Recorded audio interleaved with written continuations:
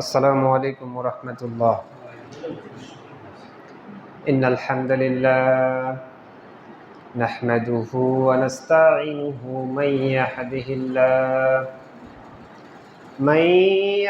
الله فلا مضل له ومن يضلله فلا هادي له وأشهد أن لا إله إلا الله وحده لا شريك له وأشهد أن محمدا عبده ورسوله. أما بعد فإن خير الحديث كتاب الله وخير الهدي هدي محمد صلى الله عليه وسلم وشر الأمور محدثاتها وكل محدثة بدعة وكل بدعة ضلالة وكل ضلالة في النار. بعد أعوذ بالله من الشيطان الرجيم. يا أيها الذين آمنوا اتقوا الله حق تقاته ولا تموتن إلا وأنتم مسلمون. يا أيها الناس اتقوا ربكم الذي خلقكم من نفس واحدة وخلق منها زوجها وبث منهما رجالا كثيرا ونساء واتقوا الله الذي تساءلون به والأرحام إن الله كان عليكم رقيبا.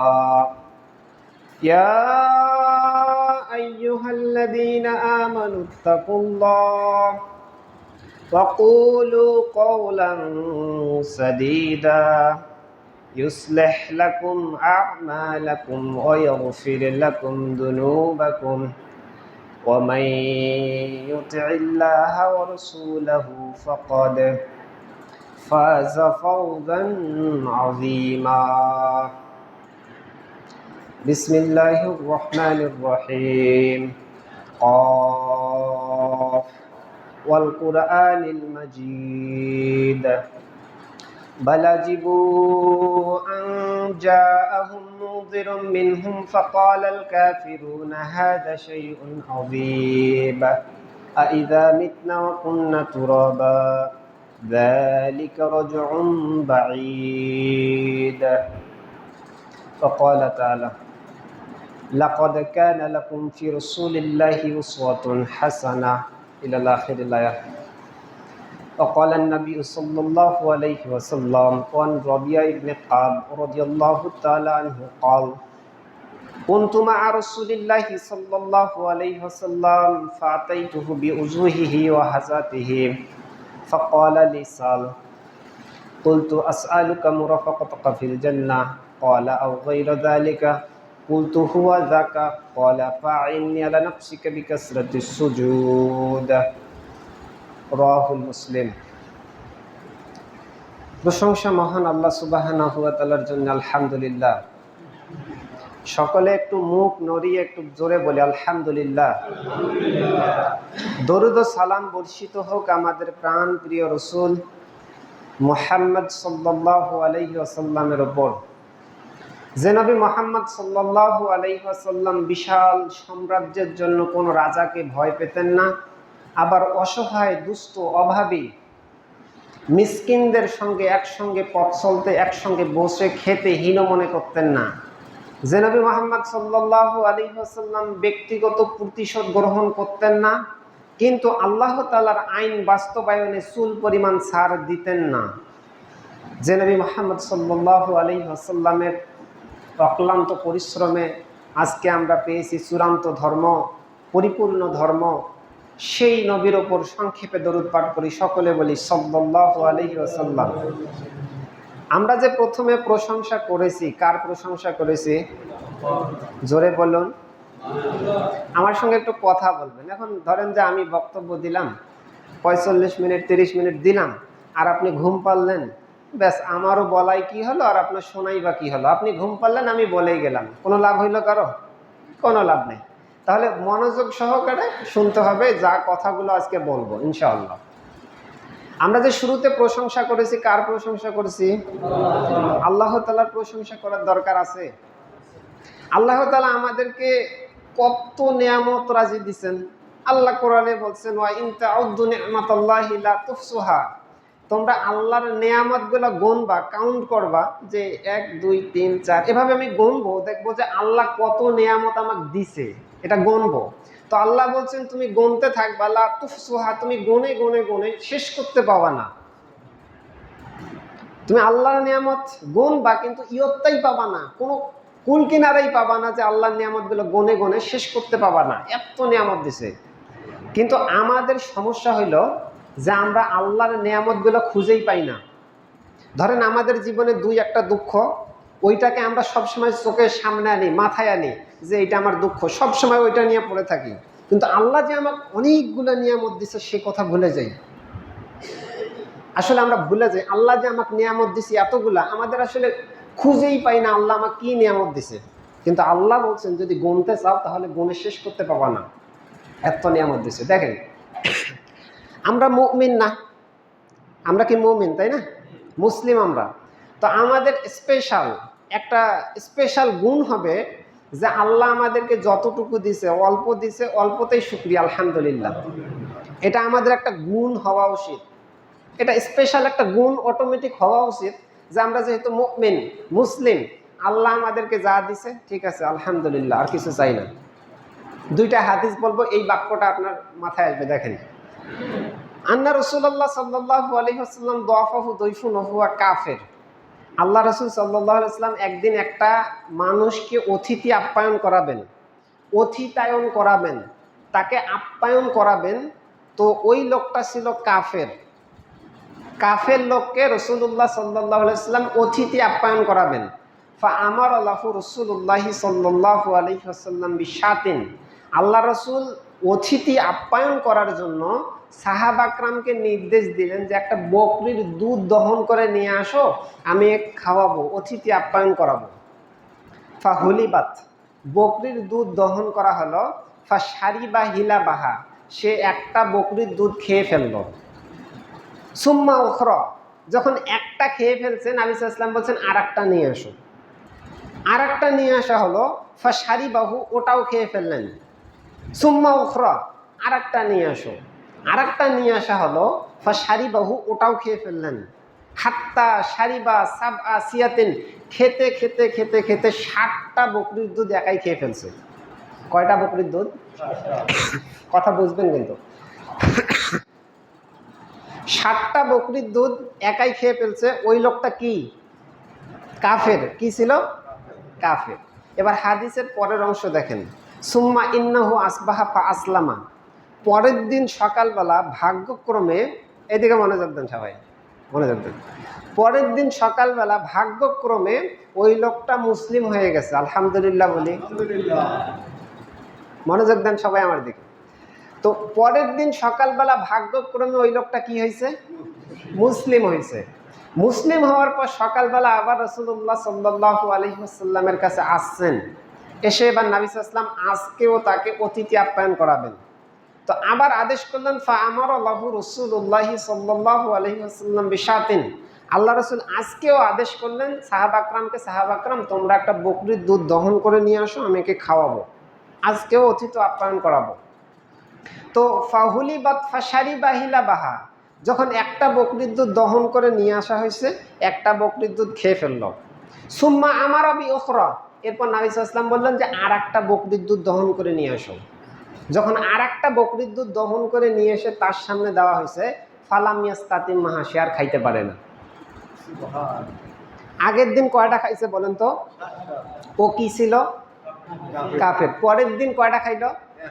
কি হইল? কি ছিল তখন? মুসলিম ছিল। নবী সাল্লাল্লাহু আলাইহি ওয়াসাল্লাম এই ঘটনার প্রপেক্ষিতে তিনি বললেন, শোনো, আল মুমিন, একজন মুমিন ব্যক্তি, ইয়াকুলু ফি মিয়ান ওয়াহিদ, একজন মুমিন ব্যক্তি খাবে এক পেটে। অল কাফিরু ইয়াকুলু ইয়াশরাবু ফি সাবআতি আমআইন, আরেকজন কাফের সে পান করবে 7 পেটে।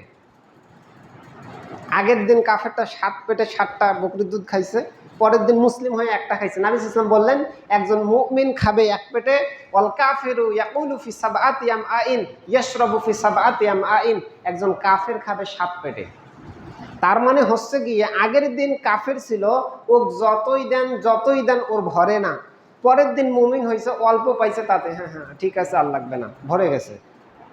তার মানে আমি মুমিন, আপনি মুমিন, তাহলে আমাদের একটা স্পেশাল একটা নির্দিষ্ট একটা এমনিতেই একটা অটোমেটিক বৈশিষ্ট্য হওয়া উচিত যে আল্লাহ অল্প দিছে, অল্প পাইছি, হ্যাঁ ঠিক আছে আর লাগবে না। বুঝতে পারছেন? আরেকটা হাদিস দেখেন, নাফে বলতেছেন কানা আব্দুল্লাহ ইবনে উমর লা ইয়াকুলু হাত্তা ইউতা বিমিসকিনা ইয়াকুলু মাহু।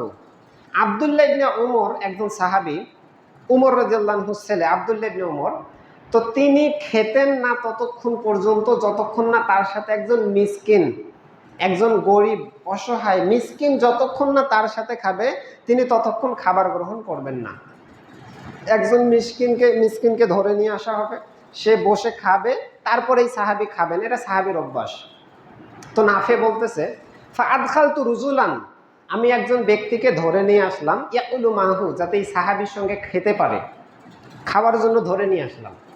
তো ফাআকালা কাসীরান, ওই যে লোকটা মিসকিনকে ধরে নিয়ে আসছি ওই এমন খাবার খাইছে, ফাআকালা কাসীরান, একবারে ভর্তি করে খেয়ে ফেলছে, মানে পেট ভর্তি করে, যতগুলো ধরে না একবারে ঠাসি খাইছে আর কি, একবার পেট ভর্তি, কাসীরান অনেক খেয়ে ফেলছে। তো যখন লোকটা খাওয়া দাওয়ার পর চলে গেছে, তখন ওই সাহাবী বলতেছে ইয়া নাফে লা তাদখুল হাযা আলাইয়া, এইরকম এত পরিমাণ খায় মানুষ, এইরকম ব্যক্তিকে আমার সামনে কোনোদিন নিয়ে আসবা না, এইরকম ব্যক্তিকে আমার সামনে নিয়ে আসবা না। কেন? সামি'তু রাসূলুল্লাহ সাল্লাল্লাহু আলাইহি ওয়াসাল্লাম ইয়াকুল, আমি নবী সাল্লাল্লাহু আলাইহি ওয়াসাল্লামকে বলতে শুনেছি, আল মুমিন, একজন মুমিন, ইয়াকুলু ফি মিয়ান ওয়াহিদ, সে এক পেটে খাবে, ওয়াল কাফিরু ইয়াকুলু ফি সাবআতি আমআইন, আর একজন কাফের 7 পেটে খাবে। মানে একজন মুমিন অল্প খাবে আর একজন কাফের সে ভর্তি করে খাবে। মানে হচ্ছে কি একটা মুমিন, এই দুইটা হাদিস থেকে আমরা যেটা বুঝলাম, একজন মুমিন তার অল্প যখন দিবে পেটের মধ্যে, বা যে অল্পই যা কিছু পাক অল্পতেই তার ভরে যাবে, সে সন্তুষ্ট হবে, তার ঠিক আছে আর লাগবে না, ঠিক আছে। আরেকজন কাফেরকে ওর দুনিয়ার সব কিছু দেন, ওর ভরবে না। তাহলে আমরা যেহেতু মুমিন, আমরা যেহেতু মুসলিম, আমাদের স্পেশাল একটা গুণ হওয়া উচিত যে আল্লাহ সুবহানাহু ওয়া তাআলা আমাদেরকে যতটুকু দিয়েছেন, যা দিয়েছেন আলহামদুলিল্লাহ। তো এটা আমি আপনাদেরকে কিছু বললাম প্রারম্ভিকে, আমাদের সবসময় জন্য আল্লাহ তাআলার প্রশংসা করা উচিত, যতটুকু পেয়েছি আলহামদুলিল্লাহ, শুকরিয়া করা উচিত। তো আজকে আমার বক্তব্যের টপিক হবে, জুমার খুতবা সংক্ষিপ্ত সময় যে বিষয়টা নিয়ে কথা বলবো সেটা হলো সাহাবা کرام ইসলামের জন্য কি করেছেন। সাহাবা کرام ইসলামের জন্য তাদের ত্যাগ, আত্মত্যাগ, তারা নবী সাল্লাল্লাহু আলাইহি ওয়াসাল্লামের জন্য, ইসলামের জন্য, ইসলাম প্রতিষ্ঠার জন্য নিজের কতটুকু বিলিয়ে দিয়েছেন সেইটা আজকে আমরা দেখার চেষ্টা করব। আমরা কি করলাম ইসলামের জন্য, আমরা কি করলাম এটা আমরা আজকে দেখব, আর সাহাবা کرام কি করেছেন এইটা আমরা দেখব। আমরা কত নিচে আছি আজকে আমরা বুঝতে পারবো যে আমাদের তুলনায় ইসলামের জন্য সাহাবা کرام কি করেছেন, এটা আমরা আজকে একটু অনুধাবন করার চেষ্টা করব। তো চলেন আমরা একটু দেখি। প্রথমে আপনাকে নিয়ে যাব যে নবী সাল্লাল্লাহু আলাইহি ওয়াসাল্লামের জন্য সাহাবা کرام তাদের পুরো সময়টা নবী সাল্লাল্লাহু আলাইহি ওয়াসাল্লামকে দিতেন। নবী সাল্লাল্লাহু আলাইহি ওয়াসাল্লাম যা বলতেন সব সময় শুনতেন, সব সময় নবী সাল্লাল্লাহু আলাইহি ওয়াসাল্লামের সঙ্গে থাকতেন, সব সময় ইসলামের জন্য, সব সময় তারা পুরো সময়টাই তারা ইসলামের জন্য ব্যয় করতেন। একটা কাহিনী বলি, দেখেন, রাসূলুল্লাহ সাল্লাল্লাহু আলাইহি ওয়াসাল্লাম মক্কা থেকে মদিনায় হিজরত করবেন।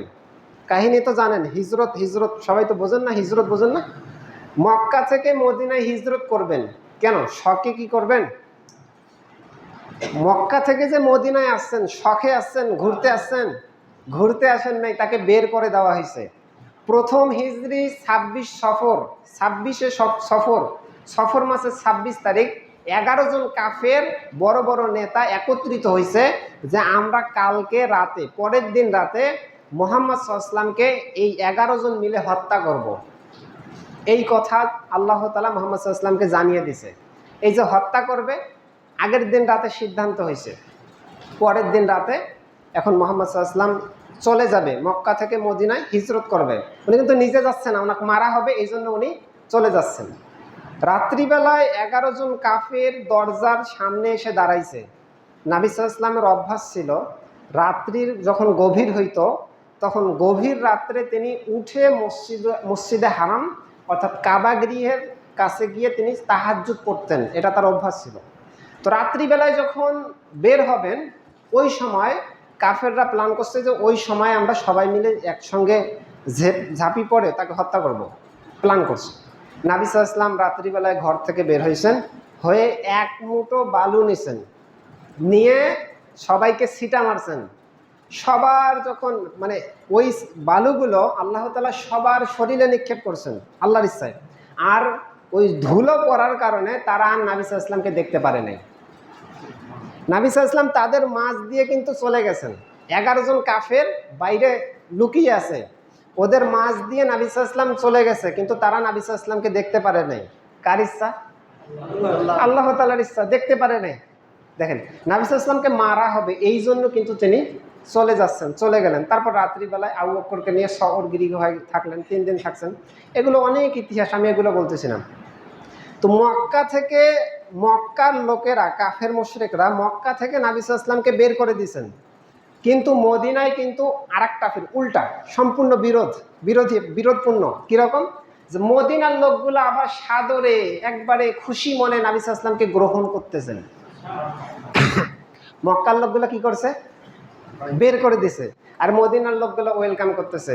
ছোট ছোট বাচ্চারা গান বলতেছে, মেয়ে বাচ্চারা, তলা আল বাদরু আলাইনা মিন সানিয়াতিল ওয়াদা ওয়াজাবা শুকরু আলাইনা মাদা লিল্লাহি দাআ আইয়ুহাল মাবউসু ফিনা জিতা বিল আমদিল মুতাআ। ছোট ছোট বাচ্চারা গান বলতেছে, গান বলে বলে রাসূল সাল্লাল্লাহু আলাইহি ওয়াসাল্লামকে ওয়েলকাম করতেছে। সবাই খুশি, সবাই নবী সাল্লাল্লাহু আলাইহি ওয়াসাল্লামকে খুশি মনে গ্রহণ করতেছে। মক্কার লোক বের করে দিয়েছে, মদিনার লোক গ্রহণ করছে। আনাস রাদিয়াল্লাহু তাআলা আনহু এবং বারা বিন আযিব দুইজনে হাদিস বর্ণনা করতেছেন। তারা বলতেছেন, মা রাআইতু আহলাল মাদিনাতি ফারিহু বিশাইইন, মদিনাবাসী এত খুশি কখনোই হয়নি যত খুশি হয়েছে ফারাহাহুম বিরাসূলিল্লাহি সাল্লাল্লাহু আলাইহি ওয়াসাল্লাম। রাসূল সাল্লাল্লাহু আলাইহি ওয়াসাল্লাম যেদিন মক্কা থেকে মদিনায় হিজরত করছেন, মদিনায় আসছেন, মদিনাবাসী ওই দিন যত খুশি হয়েছে ওই দিনের মতো মদিনাবাসী আর খুশি হয় নাই এত। চিন্তা করেন তো। আমি এই জায়গায় একটা পয়েন্ট দেখাইতে চাচ্ছিলাম। দেখেন, রাসূল সাল্লাল্লাহু আলাইহি ওয়াসাল্লাম যখন মক্কা থেকে মদিনায় হিজরত করবেন, এই মক্কা থেকে মদিনায় হিজরত করার পথে একটা বাড়ি আছে, একটা মহিলার বাড়ি। সেই মহিলার নাম হলো উম্মে মা'বাদ। একটা মহিলার বৈশিষ্ট্য ছিল, যখন তিনি কোনো অতিথি দেখতেন, মানে রাস্তা দিয়ে কোনো মুসাফির দেখতেন, তখন তাকে ধরে কিছু না কিছু খাওয়াইতেন। সেই সময়ে মহিলা, ওর অভ্যাস ছিল এটা যে কাউকে দেখলে কিছু না কিছু খাওয়াই দিয়ে তারপর যেতে দিতেন। তো নবী সাল্লাল্লাহু আলাইহি ওয়াসাল্লাম ওই দিক দিয়ে যাচ্ছে, দেখে যে মহিলা বাড়ির বাইরে বসে আছে। নবী সাল্লাল্লাহু আলাইহি ওয়াসাল্লাম বলছেন, আচ্ছা তোমার বাড়িতে কি কোনো খাবার আছে? মহিলা বলতেছে, আমার বাড়িতে যদি আজকে কিছু খাবার থাকতো তাহলে অবশ্যই আমি আপনাকে খাওয়াতাম। ওই সময়টা ছিল দুর্ভিক্ষের সময়, খাবার কারো নাই। তো বলতেছে, আমার বাড়িতে তো খাবার নাই, যদি খাবার থাকতো তাহলে আপনাকে অবশ্যই খাওয়াতাম, খাবার নেই। নবী সাল্লাল্লাহু আলাইহি ওয়াসাল্লাম দেখতেছেন বাড়ির সাইডে একটা বকরি, একটা ছাগল বাঁধা। যে ছাগলটা হাঁটতে পারে না, একদম শুয়ে আছে, এরকম একদম অসুস্থ। ওই মহিলার স্বামী বাড়িতে অনেকগুলো ছাগল ছিল, ছাগলের পাল, সবগুলোকে নিয়ে গেছে ঘাস খাওয়ানোর জন্য। এই ছাগলটা নিয়ে যায়নি কেন? কারণ এই ছাগলটা দলের মধ্যে যাইতে পাবে না, একদম দুর্বল অসুস্থ, এমন অসুস্থ হাঁটতে পারে না, এর দুধ বের হওয়া তো বহু দূরের কথা, হাঁটতে পারে না। নবী সাল্লাল্লাহু আলাইহি ওয়াসাল্লাম মহিলাকে বললেন যে, আমি কি ওকে দহন করতে পারি, দুধ দহন করতে পারি? মহিলার মাথায় হাত, আরে এমন একটা বকরি যে কিনা হাঁটতে পারে না, এই জন্য আমার স্বামী রেখে গেছে, দলের যাইতে পাবে না, এর কিভাবে দুধ বের হবে? নবী সাল্লাল্লাহু আলাইহি ওয়াসাল্লামকে বললেন, ঠিক আছে আপনি চাইলে করেন। নবী সাল্লাল্লাহু আলাইহি ওয়াসাল্লাম ছাগলটা হাতে নিছেন, বিসমিল্লাহ বলে যখন বাটে হাত দিছেন, সঙ্গে সঙ্গে দুধে ভর্তি হয়ে গেছে। এটা কার ইচ্ছা? আল্লাহ তাআলার ইচ্ছা। সুবহানাল্লাহ। যখন বাটে ভর্তি হয়েছে, দুধ ভর্তি হয়েছে, তখন তিনি দুধ দহন করে আগে সবাইকে খাওয়াইছেন, তারপর নিজে খেয়ে এক বাটি দুধ দহন করে ওই মহিলাকে দিয়ে নবী সাল্লাল্লাহু আলাইহি ওয়াসাল্লাম আবার পথ ধরলেন, মদিনায় চলে যাচ্ছে। এবার এই মহিলার স্বামী বাড়িতে আসছে রাত্রিবেলা, সন্ধ্যাবেলা, সব ছাগল নিয়ে সন্ধ্যাবেলায় ফিরে আসছে। এসে এখন দেখতেছে কি ব্যাপার, আরে এতগুলো দুধ এখানে কেন? আমি সব ছাগলগুলোকে নিয়ে গেছিলাম, এখানে এতগুলো ছাগল, মানে এতগুলো দুধ কেন? ছাগলগুলো তো সব আমি দুধ যেগুলো দিবে সব ছাগলে নিয়ে গেছিলাম, এখানে দুধ কিভাবে আসলো? তখন এই কাহিনী বলছে যে এই ব্যাপার, এরকম একটা লোক আসছিল, এরকম এরকম এরকমটা, এতক্ষণ যে কাহিনীগুলো সব খুলে বলছে। তখন ওই লোকটা আবু মা'বাদ, ওই মহিলার স্বামী বলতেছে, তিনি বলতেছেন ওয়াল্লাহি হাযা সাহিবু কুরাইশ, আরে এই তো সেই ব্যক্তি, কুরাইশের ব্যক্তি, যার সম্বন্ধে সবাই বলা বলি করতেছে। ওয়াল্লাহি হাযা সাহিবু কুরাইশ, এই তো সেই ব্যক্তি যার কথা সবাই বলতেছে। দরজাটা একটু খুলে দেন, দরজা খুলে দেন।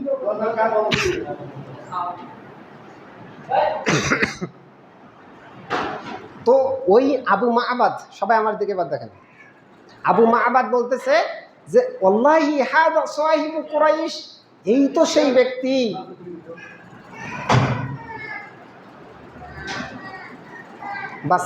বাচ্চাটাকে ধরে নিয়ে বসান।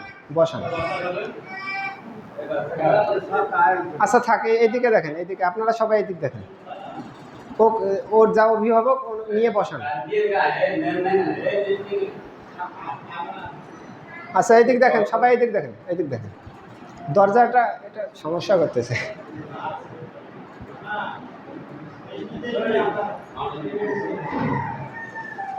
আচ্ছা আপনারা এদিক দেখেন, এদিক দেখেন, এদিক দেখেন, সবাই এদিক দেখেন।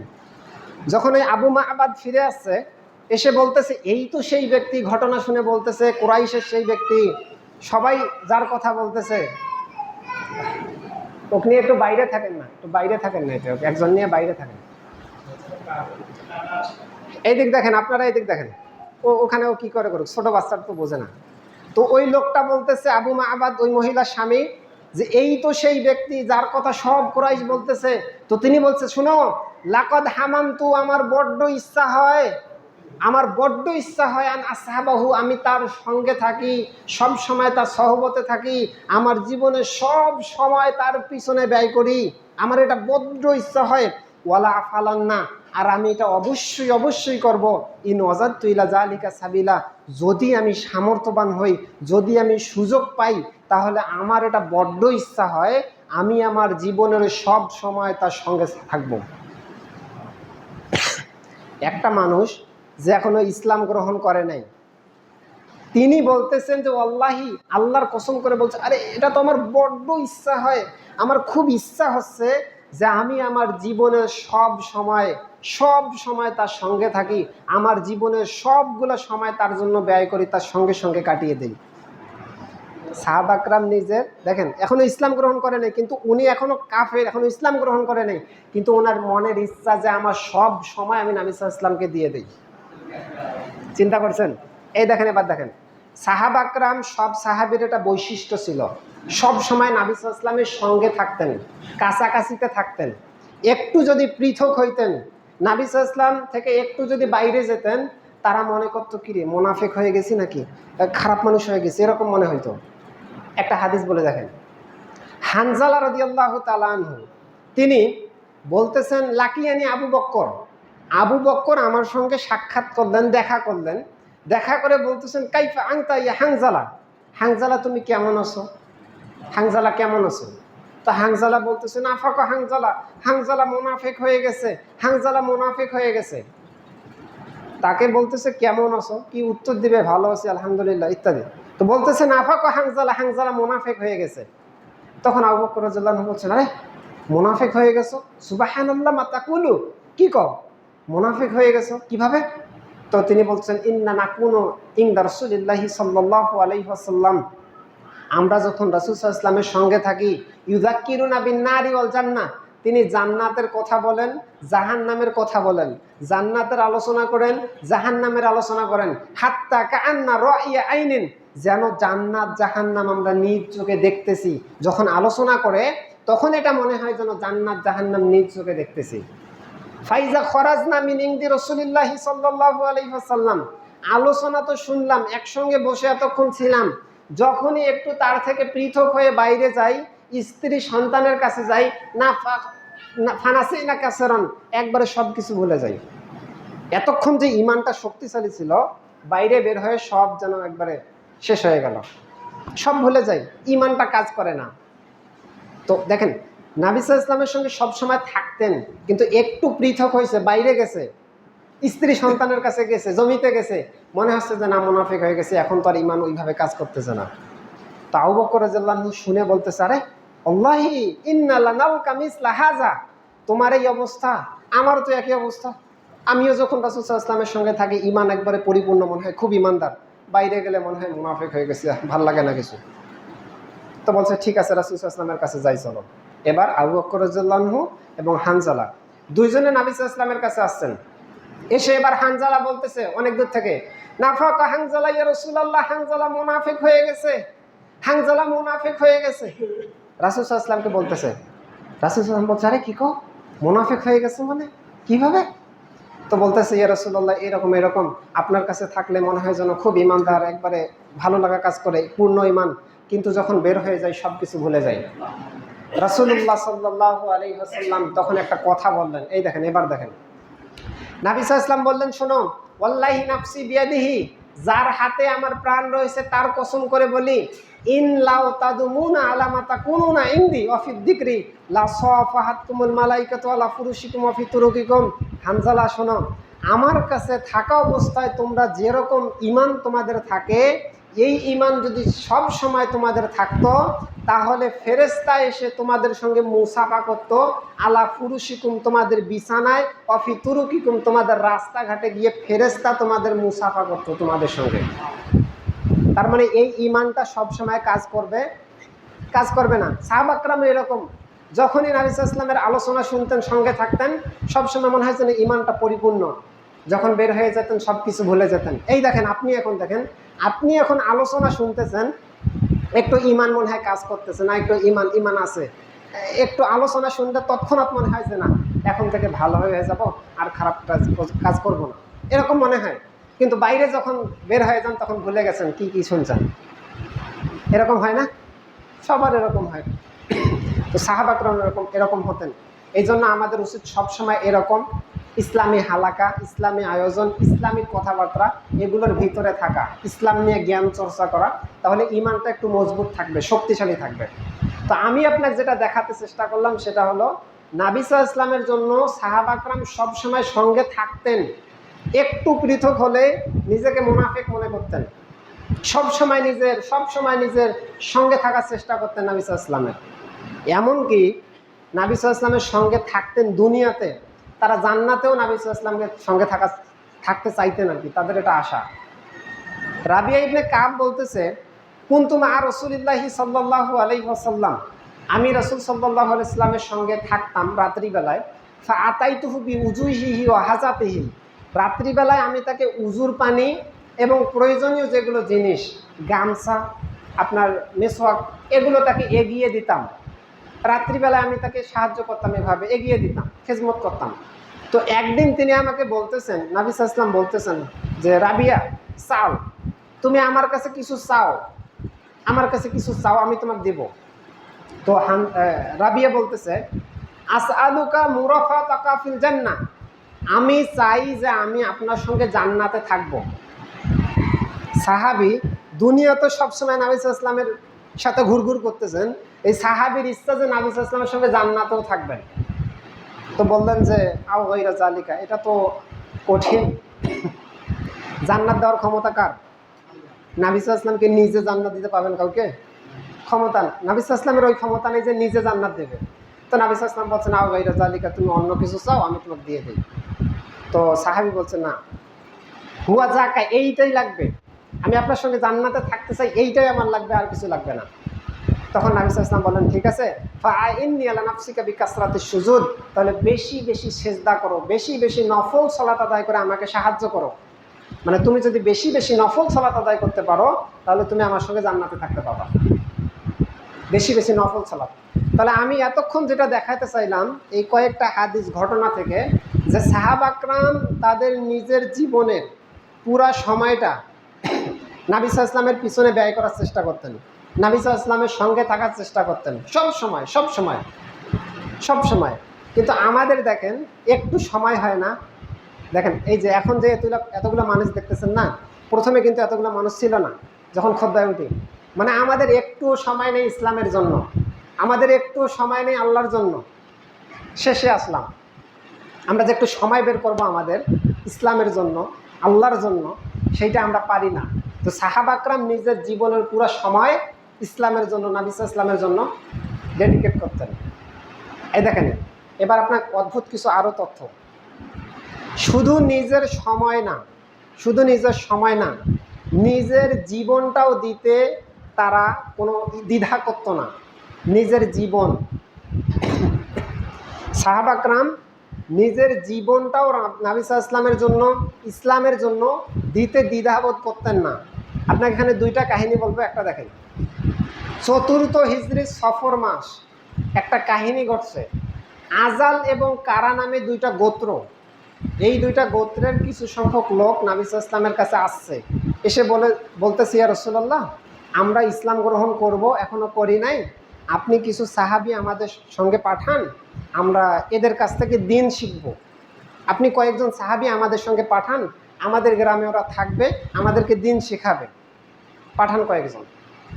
আসেম বিন সাবিত রাদিয়াল্লাহু তাআলা আনহুর নেতৃত্বে 10 জন সাহাবী নবী সাল্লাল্লাহু আলাইহি ওয়াসাল্লাম তাদের সঙ্গে পাঠালেন। নবী সাল্লাল্লাহু আলাইহি ওয়াসাল্লাম পাঠালেন 10 জন সাহাবীকে।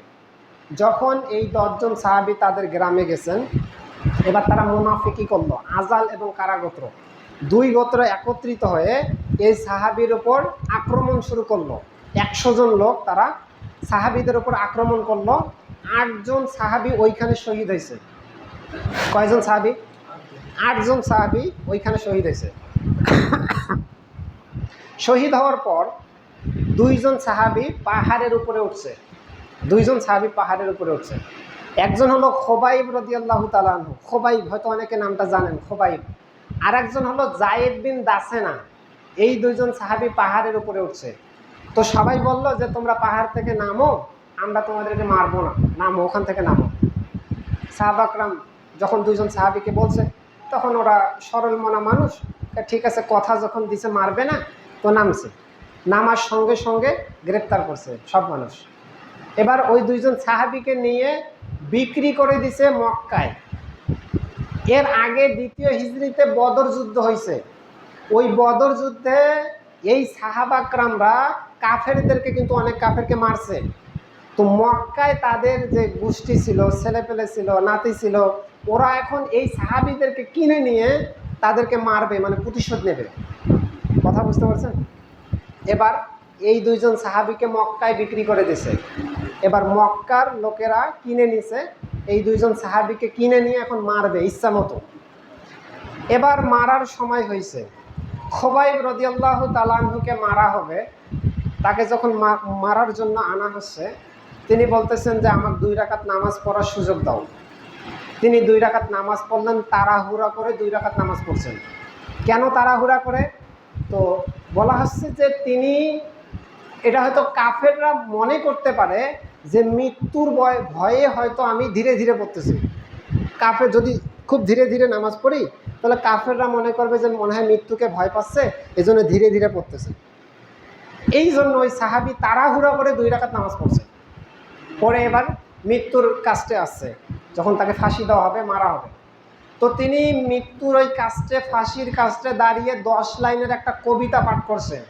প্রথম বাক্যটা ছিল, তিনি বলছেন, লাস্তু উবালি হিনা উখতিলু মুসলিমান, আমি পরোয়াই করি না আমাকে মুসলিম হিসাবে মারা হচ্ছে, আমি পরোয়াই করি না আমাকে মুসলিম হিসাবে মারা হচ্ছে, আমার কোনো আশাই যায় না আমাকে মুসলিম হিসাবে মারা হচ্ছে, আমাকে মেরে ফেলুক, তাতে কি হয়েছে, লাস্তু উবালি হিনা উখতিলু মুসলিমান, আমি পরোয়াই করি না আমাকে মুসলিম হিসাবে মারা হচ্ছে, আমি আল্লাহর কাছে এটা আশা করি, আমি জানি তোমরা আমার শরীরের প্রত্যেকটা অঙ্গ হয়তো টুকরা টুকরা করবা, কিন্তু শুনে রাখো আমি আল্লাহর কাছে আশা করি তিনি এই প্রত্যেকটা টুকরায় টুকরায় আমাকে আলাদা প্রতিদান দিবেন। এটা আমি আল্লাহর কাছে আশা করি। কোনো পরোয়া নেই, ইসলামের জন্য মুসলিম হিসাবে আল্লাহর জন্য মারা হচ্ছে, কোনো পরোয়া নেই, সমস্যা নেই, মারো। এবার যে পয়েন্টটাতে আমি আপনাকে আসালাম এইটা এবার গুরুত্বপূর্ণ, এইটা এবার দেখেন। জায়েদ বিন দাসেনা, দুইজন সাহাবী ছিল না, একজন তো খোবাইব, ওনাকে মারা হলো। এবার দ্বিতীয় সাহাবী জায়েদ বিন দাসেনা, তাকে এবার মারা হবে। যখন তাকে মারার জন্য যেখানে মারবে সেই স্থানে আনা হয়েছে, এবার বলা হচ্ছে, কাফেররা বলতেছে, আবু সুফিয়ান একটা বড় কাফের, সে বলতেছে, আচ্ছা শোনো, মনে করো তোমাকে আমরা এখানে না মারলাম, তোমাকে এখানে মারবো না, মোহাম্মদকে ধরে নিয়ে আসে এই জায়গায় তোমার এখানে মারবো, আর মোহাম্মদকে মেরে তোমাকে এই জায়গা থেকে বাঁচায় দেব, তুমি তোমার স্ত্রী সন্তান পরিবার নিয়ে সুখে শান্তিতে থাকবা, এটা তুমি পছন্দ করো? সাহাবীকে বলতেছে, আচ্ছা তুমি এটা পছন্দ করো, তোমাকে আমরা ছেড়ে দেই, তোমার জায়গায় মোহাম্মদকে এনে মারি, এটা পছন্দ করো? সাহাবী কি বলতেছে জানেন? মরার সময় ওনাকে এখন মারা হবে, তিনি বলতেছেন, লা, কখনো নয়, আল্লাহি আল্লাহি লাজিম, আল্লাহর কসম কখনো নয়, মা উহিব্বু আন ইয়াফদিয়ানি বিসাওকাতিন ইউশাকাহা ফি কাদামি, আমি এইটাও পছন্দ করি না যে আমার জীবনটা চলে যাবে, আমাকে মারা হবে, নবী সাল্লাল্লাহু আলাইহি ওয়াসাল্লামের পায়ে একটা শুধু কাটার ফুটা লাগবে, আমি এটা পছন্দ করি না। আমাকে ছেড়ে দেওয়া হবে আর নবী সাল্লাল্লাহু আলাইহি ওয়াসাল্লামের পায়ে একটু কাটার ফুটা লাগবে, এইটাও আমি পছন্দ করি না। আমাকে মারা হোক তাই ভালো, নবী সাল্লাল্লাহু আলাইহি ওয়াসাল্লামের পায়ে যেন একটা কাটার ফুটাও না লাগে। বুঝতে পারছেন? ইসলামের জন্য, নবী সাল্লাল্লাহু আলাইহি ওয়াসাল্লামের জন্য, আল্লাহর জন্য পুরো জীবনটা দিয়ে দিচ্ছেন, পুরো জীবনটা দিয়ে দিচ্ছেন। একবারও পরোয়া করে নাই, একবারও দেখে নাই, চিন্তাও করে নাই, নিজের জীবনটা দিয়ে দিচ্ছেন ইসলামের জন্য, নবী সাল্লাল্লাহু আলাইহি ওয়াসাল্লামের জন্য, আল্লাহর জন্য। কিন্তু আমাদের একটু সময় হয় না। ইসলামের জন্য আমরা কি করলাম দেখেন, আপনি যদি নিজেকে প্রশ্ন করেন, এতক্ষণ তো ঘটনাগুলো দেখলাম, সাহাবা کرام নিজের জীবন, নিজের সব কিছু দিতেন, নিজের, এটা একবার দেখছি নিজের সময় সবগুলো দিচ্ছেন, এখন দেখলাম নিজের জীবনও দিয়ে দিয়েছেন। উহুদের কাহিনীতে আপনারা পড়বেন, সময় হয়েছে, অনেক কাহিনী এখানে, অতগুলো বলা যাবে না। উহুদের কাহিনীতে দেখবেন, উহুদের যে একটা সমস্যার মধ্যে পড়ছিল নবী সাল্লাল্লাহু আলাইহি ওয়াসাল্লাম, ওই সময় নবী সাল্লাল্লাহু আলাইহি ওয়াসাল্লামের সঙ্গে কেউ নাই, সাথে কেউ নাই, সব সাহাবী ছোটাছুটি শুরু করছে, কাফেররা পিছন দিক থেকে আক্রমণ করছে মুসলিমদের ওপর, সব সাহাবী ছোটাছুটি করছে। এই সময় নবী সাল্লাল্লাহু আলাইহি ওয়াসাল্লামের সঙ্গে ছিল মাত্র 9 জন সাহাবী। নবী সাল্লাল্লাহু আলাইহি ওয়াসাল্লাম বললেন, কে আসো যে তাদেরকে প্রতিহত করবা? 7 জন সাহাবী হাত পেতে বুক পেতে দাঁড়িয়ে দিছে, নবী সাল্লাল্লাহু আলাইহি ওয়াসাল্লামের সামনে বুক পেতে দাঁড়িয়ে দিছে। 7 জন সাহাবীকে নবী সাল্লাল্লাহু আলাইহি ওয়াসাল্লামের সামনে ওইখানে মারা হয়েছে। নবী সাল্লাল্লাহু আলাইহি ওয়াসাল্লামের গায়ে যাতে কোনো আসর না লাগে, কোনো যাতে আঘাত না লাগে, 7 জন সাহাবী বুক পেতে দিয়েছে, ওই জায়গায় 7 জন সাহাবী শহীদ হয়ে গেছে। কোনো দেখে নেই, আশপাশ কিছু দেখে নেই, কি হবে, স্ত্রী সন্তান বাড়িতে আছে না, কিছু না, নবী সাল্লাল্লাহু আলাইহি ওয়াসাল্লাম সমস্যায় পড়ছে, 7 জন সাহাবী বুক পেতে দাঁড়িয়ে গেছে। পরে 2 জন সাহাবী কোনো ক্রমে সেখান থেকে নবী সাল্লাল্লাহু আলাইহি ওয়াসাল্লামকে সরাই নিয়েছে, কোনো ক্রমে সরাই গেছে। দেখেন, তারা তাদের জীবন, সময়, তাদের মাল সম্পদ, ধন সম্পদ যে ছিল, আপনারা তাবুক যুদ্ধের কাহিনীতে পড়বেন, তাবুক 9ম হিজরিতে যেটা হয়েছিল, তাবুক যুদ্ধের কাহিনীতে দেখবেন, আবু বকর রাদিয়াল্লাহু তাআলা আনহু নিজের বাড়িতে যত সম্পদ ছিল সব সম্পদ এসে দিয়ে দিছে, দান করছে। উসমান রাদিয়াল্লাহু তাআলা আনহু কত সম্পদ ব্যয় করছে?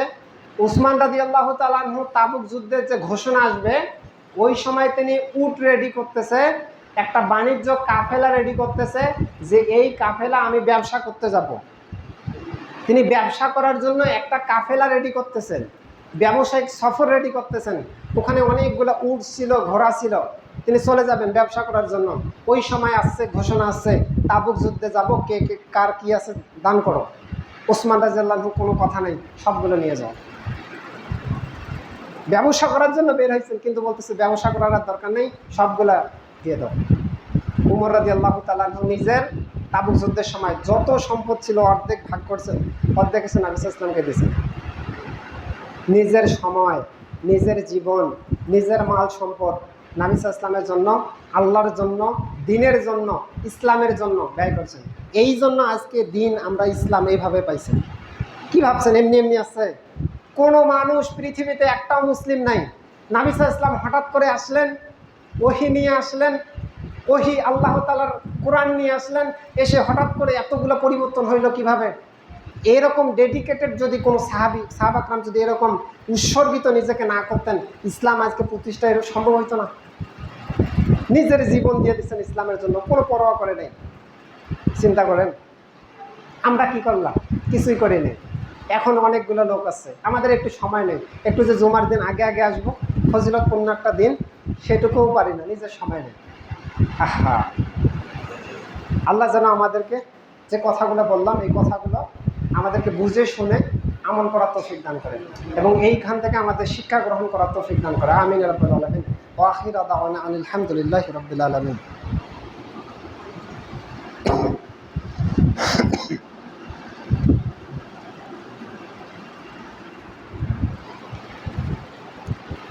নাহমাদুহু ওয়া নুসাল্লি আলা রাসূলিহিল কারীম, আম্মা বাদ। আমরা আলোচনা করলাম যে সাহাবা کرام ইসলামের জন্য কী রকম উৎসর্গ করছেন, নিজের জীবন, নিজের সম্পদ, নিজের সময়। তো আমরা যে আলোচনাগুলো করছি, আল্লাহ যেন এইখান থেকে আমাদের যে শিক্ষা, এই শিক্ষাটা গ্রহণ করার তৌফিক দান করে। আমিন। সর্বশেষ দুই একটা কথা বলবো, সেটা হলো যে আপনারা সবাই 5 ওয়াক্ত নামাজ পড়েন না? না, অনেক কম লোক আছে যে 5 ওয়াক্ত নামাজ পড়ে, তাই না? আপনি ফজরে আজকে যদি আসতেন তাহলে মনে হয় না যে এক কাতার হয়েছে। সঠিক কথা বললাম না? এক কাতার হয় নাই কোথায়, না হয় নাই। কিন্তু এখানে অনেকগুলো মানুষ আছে, ফজরের সময় এরা বাড়িতে ছিল না? সবাই বাড়িতে ছিল, ফজরের সময় ঘুমাইছিল, নামাজে আসে নাই। আমাদের শুধুমাত্র 5 ওয়াক্ত সালাত। দেখেন, ইসলাম কিছু জিনিস আছে যেগুলোর ভিত্তি কিছু আছে। আপনি ধরেন এই যে একটা দালান তুলছেন, ধরেন এইখানে একটা 10 তলা দালান তুলবেন, 10 তলা একটা বিল্ডিং তুলবেন। এখন আপনি যদি মাটির ওপর থেকে ইট গাঁথা শুরু করেন, 10 তলা দালান কি তোলা যাবে? যাবে না। ওর ভিত্তি লাগবে, তাই না? ভিত্তি যদি না দেয় তাহলে সম্ভব না ওটা দাঁড় করানো। ঠিক সব কিছু জিনিসের একটা ভিত্তি, মূল বিষয় আছে, মূল বিষয় আছে। ইসলামের, আমরা যে ইসলাম পরিপূর্ণ দিন, একটা জীবন ব্যবস্থা, এই ইসলামের কিছু মূল বিষয় আছে, ভিত্তি আছে। এই ইসলামের মূল ভিত্তি হলো 5টা। কয়টা? সবাই বলেন। 5টা। 1 নাম্বার সবাই জানেন, শাহাদাত, সাক্ষ্য দেওয়া। 2 নাম্বার সলাত, 5 ওয়াক্ত নামাজ পড়া, তাই না? 3 নাম্বার বলেন। 3 নাম্বার সিয়াম। 4 নাম্বার হজ। 5 নাম্বার জাকাত। এই 5টাই তো, নাকি? এবার আমি আপনাকে এইখানে একটু দেখাচ্ছি, দেখেন। শাহাদাত মানে সাক্ষ্য দেওয়া, এইটা আমরা সবাই দিছি না? আরে কোনো মানুষ তো মুসলিমই হতে পারবে না যতক্ষণ না সাক্ষ্য দিবে। আল্লাহকে সাক্ষ্য দেওয়া, রাসূল সাল্লাল্লাহু আলাইহি ওয়াসাল্লামকে সাক্ষ্য দেওয়া। আমি যদি সাক্ষ্য নাই দিই তাহলে কি মুসলিম হতে পাবো? তার মানে এই একটা, 5টা কিন্তু ইসলামের মূল ভিত্তি। একটা গেল যেটা কমন সবার জন্য, সবাই এটা করবে, এটা কমন, তার মানে এটা সবার জন্য, এটা বাদ। আর থাকলো কয়টা? 4টা থাকলো। এই 4টা থাকলো। এবার দেখেন, 2 নাম্বার আসলো সলাত মানে নামাজ। এইটা নিয়ে একটু বলবো, তো এটা থাক, এটা একটু পরে বলতেছি। 3 নাম্বার আসলো জাকাত। জাকাত, জাকাত কিন্তু সবাইকে দিতে হয় না। নবী সাল্লাল্লাহু আলাইহি ওয়াসাল্লাম বলছেন সহিহ বুখারীর হাদিসের মধ্যে, যদি কারো 5টা উটের কম থাকে জাকাত দিতে হবে না। 5টা উট থাকলে 1 বছর পর একটা বকরি দিতে হবে। তাহলে 5টা উটের কমে জাকাত হয় না। 30টা গরুর কমে জাকাত হয় না। 40টা ছাগলের কমে জাকাত হয় না। স্বর্ণের হিসাবে 7.5 ভরি স্বর্ণের কমে জাকাত হয় না। 52 তলা রূপার কমে জাকাত হয় না। যখন নিসাব পরিমাণ থাকবে, যাদের কাছে সম্পদ থাকবে, ওটা 1 বছর গুচ্ছিত থাকবে, তখন ওইটা জাকাত দিতে হবে। তাহলে আমি মনে করেন আপনি, চাচা আমার ভ্যান চালায়, দিন আনে দিন খায়, ওনার জাকাত দিতে হবে? ইসলামের মূল ভিত্তি কিন্তু জাকাত, কিন্তু চাচাকে দিতে হচ্ছে না। 4 নাম্বার হজ। তাহলে আমরা 2টা বলছি, 3 নাম্বার গেলো জাকাত, তাই না? জাকাত সবাইকে দিতে হচ্ছে না। এবার আসলো 4 নাম্বার হজ। হজ কি সবাইকে করতে হয়? করতে হয় না। আল্লাহ তাআলা কোরআনে বলছেন যে সূরা আলে ইমরান 97 নম্বর আয়াত, যার সামর্থ্য আছে সেই জায়গায় পর্যন্ত পৌঁছানো, মানে বাইতুল্লাহ পর্যন্ত পৌঁছানোর যা সামর্থ্য আছে তার উপর হজ ফরজ। এখন মনে করেন আমার সামর্থ্য নাই, ভ্যান চালক চাচার কথা বললাম, ধরেন ওনার সামর্থ্য নাই, তাহলে ওনার কি হজ ফরজ? ফরজ না। যদিও ইসলামের ভিত্তি, কিন্তু ওনার হজ করতে হচ্ছে না, কারণ এটা তার সামর্থ্য নেই। 5 নম্বর হলো সিয়াম, রোজা। রোজা সবাইকে থাকতে হবে, হবে, কিন্তু আল্লাহ তাআলা আবার বলছেন যে কারো যদি অসুস্থতা থাকে, ও আলাল্লাযীনা ইউতিকুনাহু ফিদিয়াতুন তাআমু মিসকিন, কেউ যদি অসামর্থ্যবান হয় তাহলে সে মিসকিনকে ফিদিয়া দেবে। ধরেন একটা মানুষ অসুস্থ, সে আর কখনোই সিয়াম থাকতে পাবে না, এমন অসুস্থ, বয়স হয়ে গেছে, সিয়াম আর কাজা পরে থাকতে পাবে না, তখন ও কী করবে? একজন মিসকিনকে সে খাদ্য দিবে, এইটা হলো ফিদিয়া। তাহলে তার সিয়াম থাকার দরকার। তার মানে সবাইকে সিয়াম থাকতে হচ্ছে না, যারা সামর্থ্যবান, যারা সুস্থ আছে তারা সিয়াম থাকবে। তাহলে ইসলামে আমরা 5টা ভিত্তি পাইছি, বুনিয়াল ইসলাম ওয়ালা খামসিন। ইসলাম এই 5টা জিনিসের ওপর দাঁড়িয়ে আছে, 5টা খুঁটির ওপর দাঁড়িয়ে আছে ইসলাম। 1 নম্বর সবাইকে দিতে হয়েছে। 2 নম্বর সলাত, আমরা বলছি যে একটু পরে আলোচনা করব। আর 3টা যে বাকি 3টা যে দেখলাম, এই 3টা কাউকে করতে হয়, কাউকে করতে হয় না, তাই না? সবাইকে কিন্তু করতে হয় না, কেউ করতে হয়, কাউকে আবার করতে হয় না। বাকি থাকলো সলাত। এই সলাত পৃথিবীতে এমন কোনো অবস্থা নাই পুরুষের জন্য যে সলাত মাফ হতে পারে। পৃথিবীতে এমন কোনো অবস্থা নাই, যাই হোক না কেন, অসুস্থ যে পরিমাণই হোক না কেন। নবী সাল্লাল্লাহু আলাইহি ওয়াসাল্লাম বলছেন, সল্লে কাইমান, তুমি দাঁড়িয়ে দাঁড়িয়ে সলাত পড়বা। ফাইল্লাম তাস্তা, তুমি অসুস্থ হয়েছ, তুমি দাঁড়ানোর সক্ষমতা নেই, অসুস্থ হয়েছ, ফা কাইদান, তাহলে বসে পড়বা। এমন অসুস্থ হয়েছে যে বসে থাকারও সামর্থ্য নাই, ফা আলা দাম্বি, শুয়ে শুয়ে পড়বা, দাঁড়িয়ে পড়বা। অসুস্থ হয়েছে, দাঁড়াতে পারতেছো না, বসে পড়বা।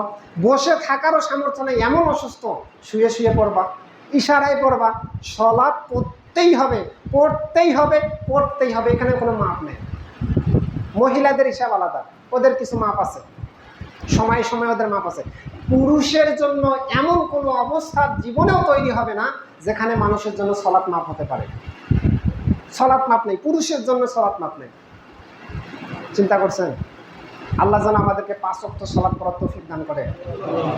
আমরা আজ থেকে একটু প্রতিজ্ঞা করব, ইনশাআল্লাহ আজ থেকে 5 ওয়াক্ত সালাত পড়বো ইনশাআল্লাহ। সবাই জোরে বলেন ইনশাআল্লাহ। আল্লাহ তাআলা আমাদেরকে তৌফিক দান করুক, আমিন ইয়া রাব্বাল আলামিন।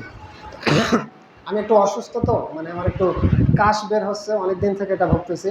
আল্লাহ যেন সুস্থতা দান করে, আমিন ইয়া রাব্বাল আলামিন। এবং আল্লাহ আমাদের মধ্যে যারা অসুস্থ, আপনি তাদের সবাইকে সুস্থতা দান করুন। আল্লাহ আমাদের মধ্যে যারা জীবিত আছে, আপনি তাদেরকে পরিপূর্ণ ইসলাম মেনে চলার তৌফিক দান করুন, আমিন।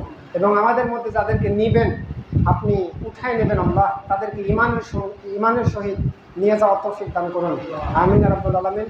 আমাদের মধ্যে যারা মৃত্যুবরণ করছে, আল্লাহ যেন তাদের ভুল ত্রুটি ক্ষমা করে দিয়ে জান্নাত দান করে, আমিন ইয়া রাব্বুল আলামিন। এই বলে আজকে সংক্ষিপ্ত জুমার খুতবা এখানে শেষ করলাম। সুবহানাকাল্লাহুম্মা ওয়া বিহামদিকা, আশহাদু আল্লা ইলাহা ইল্লা আনতা, আস্তাগফিরুকা ওয়া আতুবু ইলাইক। আসসালামু আলাইকুম ওয়া রাহমাতুল্লাহ। সালাতের জন্য দাঁড়ান।